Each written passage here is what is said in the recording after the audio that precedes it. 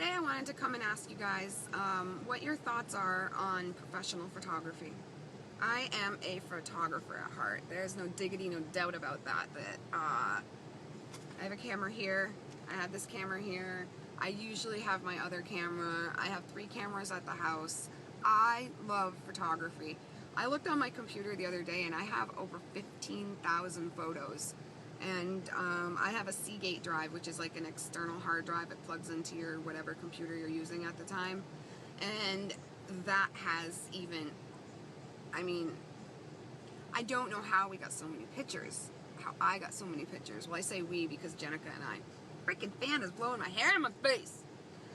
Anyway, my question, or my discussion today is this.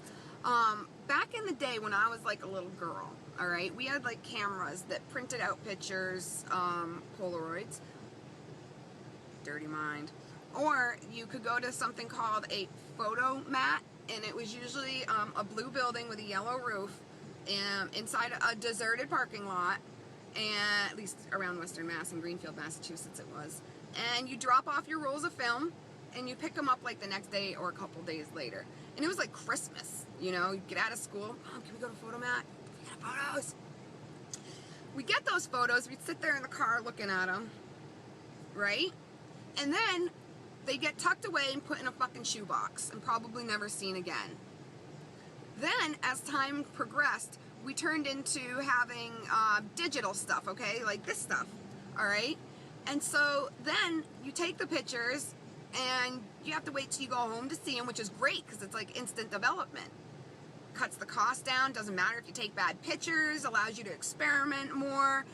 And so you go home, you get all these pictures downloaded or uploaded, whichever the fuck way we're going on that, uploaded to your computer, and then what? They either sit on your hard drive, you share some on Facebook, Instagram started, it's a digital shoebox. And so I'm wondering what I should do to possibly display my photographs, but there's so many of them. And I mean, I got some dating back to when I was like a little kid flying airplanes.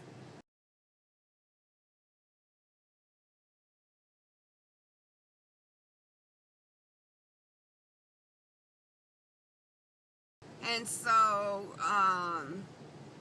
I could lose weeks of my life just sitting at my desktop flipping through the images. And then how do you decide which ones to delete? And then, another thing is that I really enjoy having professional photos taken of me. I mean, come on, look at me. I'm a fucking hot chick. Who the hell isn't going to want to remember what they looked like before they turned old and ugly, right? And besides, I want Jenica to be inspired and remember that if I can go through everything that I've gone through, then she needs to remember that her beauty is resilient. And my daughter is beautiful from the outside, but if you actually look past that, she's even more beautiful from the inside. And my daughter has a great personality. She's funny, she's artistic, she's creative. She's a spitfire. Let me tell you, she's definitely got mama's temper. And so, you know, what do you do with all these photos? My professional photos that I've had done, I've been trying to kind of weed through over the years and put them all into one folder.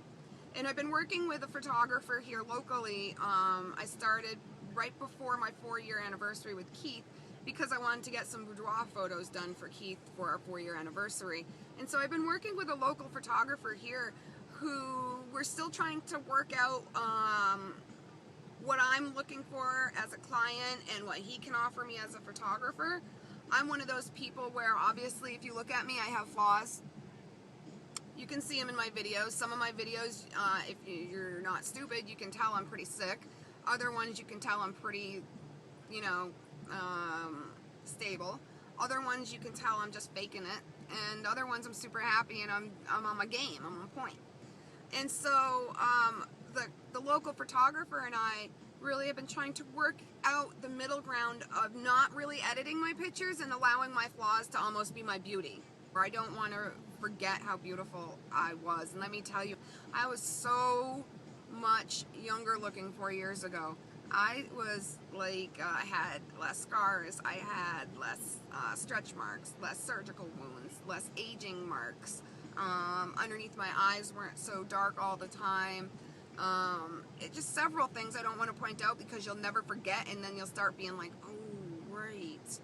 So, I'm not a supermodel by any means, but I can assure you that I have a lot of self-appreciation, and especially considering everything I've gone through. I never had anyone to build my self-esteem up.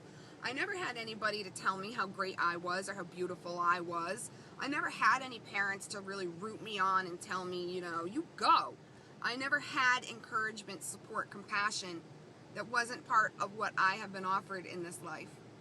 I can tell when people genuinely mean what they're saying, and I can tell when people are just forcing conversation, and I can tell when people are feeling obligated. And honestly, it's one of those situations where I don't want my boyfriend telling me every day how beautiful I am, because eventually it's going to fall onto deaf ears and it's not going to mean as much. It really means a lot to me. When I get compliments on my photos, it just makes me feel great. And sometimes when people comment on my photos, or even me in person, I don't see what they see. And I think that that's common with many of us, that we get feedback externally, but from our point of view internally, it doesn't match what we're getting here. And I actually just entered a bikini contest, believe that or not. I don't. I never, ever, ever, ever thought I would ever enter a bikini contest.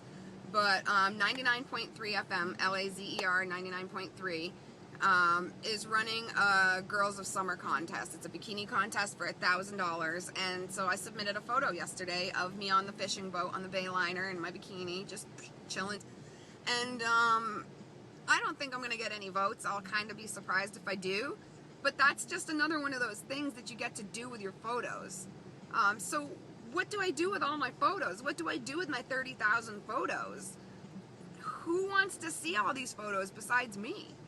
You know, when we post photos to Facebook, are we imposing on our friends? Like, look at this, look at this.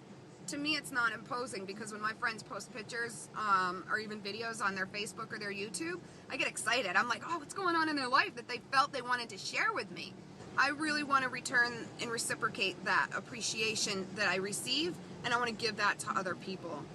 And so I guess what I'm wondering is, what is your most clever, creative, maybe what is your most standard, what is your go-to thing to do with your photos after you get them on your camera and you get home, the event's over, the beach is done, the sun's gone down, you know, you made it down the tube alive. What do you do with those pictures? Do you just leave them on Facebook? Do you just leave them on your computer? Do you Instagram? Is there some other website I'm not sure I know of yet? Tell me what you do with your photos, and tell me if you want to see any of my photos.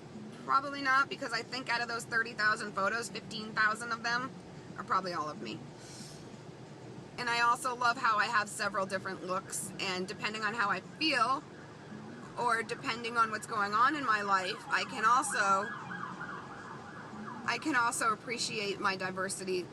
So I encourage you all to feel good about yourselves, celebrate yourself, share your photos, share your videos, and give this video a thumbs up because I asked you to.